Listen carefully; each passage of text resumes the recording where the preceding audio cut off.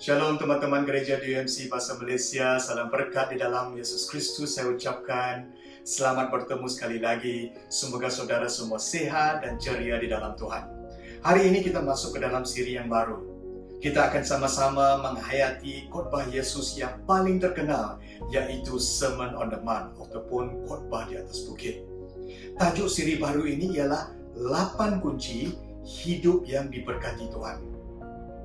Saudara, siri yang baru ini boleh kita gunakan sebagai renungan harian pribadi ataupun boleh digunakan untuk kita berbincang dengan kelompok sel kita dan membuat Bible study ataupun pengajian Alkitab. Yesus memulakan khotbah ini dengan menyatakan 8 cara untuk menerima berkat Tuhan ke dalam hidup kita. Sedia untuk hidup dengan penuh berkat, saudara? Yesus mempersiapkan kita 8 syarat untuk kita menerima berkat Tuhan. Di dalam Matius 5, Yesus melihat ramai orang pada ketika itu, lalu dia pun mendaki bukit, lalu duduk. Kemudian datanglah murid-muridnya kepadanya, dan dia mula mengajar, saudara. Inilah yang akan kita hayati di dalam 8 sesi ini, yaitu ajaran Yesus yang mengenai hidup di dalam berkat Tuhan. Kita tahu bahawa mereka semua datang untuk mendengar tentang kerajaan Allah. Dan Yesus berbicara kepada orang ramai pada ketika itu dengan penuh otoriti. Mari kita sama-sama menghayati Mazmur 5 ayat 3. Mazmur 5:3. Diberkatilah mereka yang miskin kerohanian, kerana merekalah yang mempunyai kerajaan syurga. Perkataan berkat di dalam bahasa Yunani ialah happiness ataupun kegembiraan. Tetapi ia bukanlah perkataan yang hanya menyatakan kepuasan dan keseronokan. Ia menyatakan satu perasaan sukacita yang mendalam dan tulen yang boleh kita alami. It is the deepest and purest form of joy one can experience. Saudara, perkataan miskin pula di dalam ayat 3 ini bukanlah tentang keadaan ekonomi kita ataupun nilai fizikal kita, tetapi adalah berkenaan dengan kemiskinan kita dengan aset rohani ataupun spiritual assets kita, saudara. Yesus ada memberikan satu perumpamaan ataupun ibarat di dalam Lukas 18:9-14 yang membandingkan doa orang Farisi dengan seorang pemungut cukai. Dan saudara, pemungut cukai pada ketika itu terkenal dengan penipuan, kan? Dan mereka juga bekerja dengan kerajaan yang korup. Orang Farisi masuk ke dalam bait suci lalu berdoa bahawa dia bukanlah orang yang tamak, bukanlah orang yang menipu. Orang Farisi mengatakan di dalam doanya, dia bukanlah orang yang berzina, bukanlah orang seperti pemungut cukai. Dia berpuasa 2 kali seminggu dan memberikan persepuluhan. Orang Farisi memberikan senarai aset rohaninya kepada Tuhan. Seolah-olah dia menunjukkan kekayaan rohaninya berbanding dengan pemungut cukai. Kita lihat, saudara, berbanding dengan pemungut cukai, dia berdiri jauh di bait suci.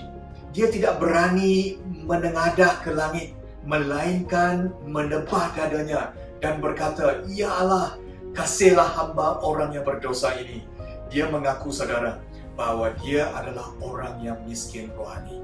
Yesus berkata di dalam ayat 14, Lukas 18:14, "Aku berkata kepadamu bahawa pemungut cukai ini pulang ke rumahnya dengan diperkenankan Allah, tetapi orang Farisi itu tidak.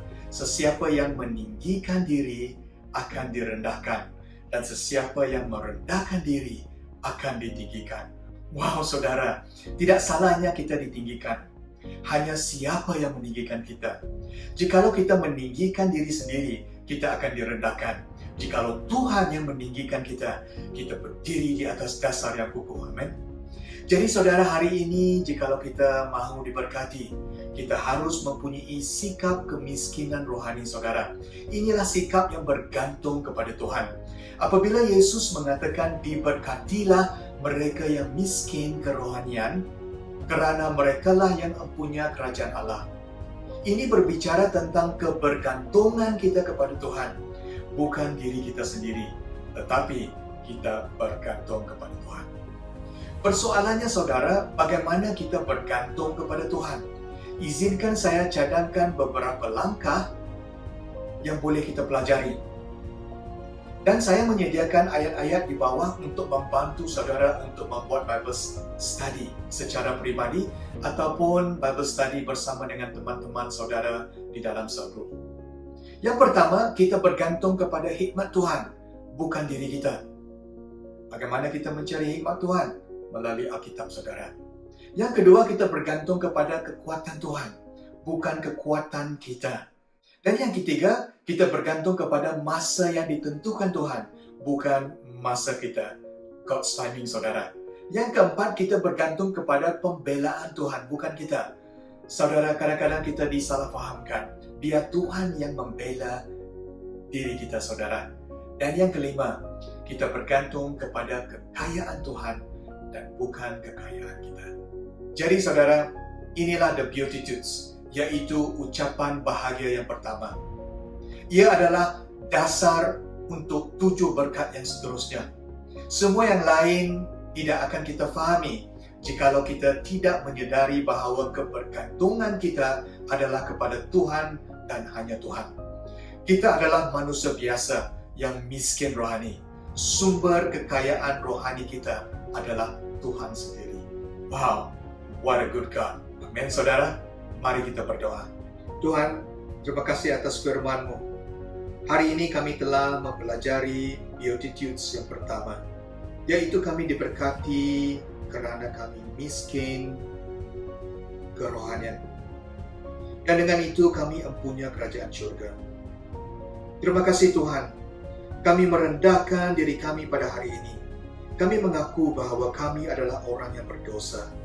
Dan kami tidak mampu menyelamatkan diri kami sendiri kecuali kasih karunia Tuhan yang diberikan kepada kami melalui Yesus Kristus.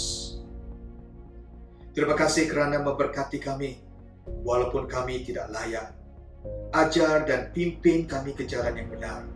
Di dalam nama Yesus Kristus kami berdoa. Amin. Terima kasih teman-teman sekalian. Sampai kita bertemu lagi di dalam sesi yang kedua. Tuhan memberkati saudara semua. Shalom.